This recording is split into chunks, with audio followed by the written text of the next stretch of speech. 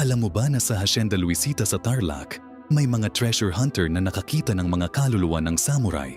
Noong 1945, namatay ang mga personal guard ni General Yamashita habang binabantayan ang kanyang nakabaong ginto.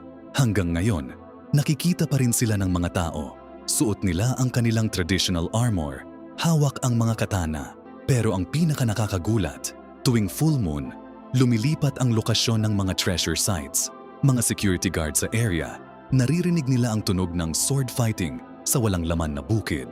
Walang tao, pero may tunog ng labanan.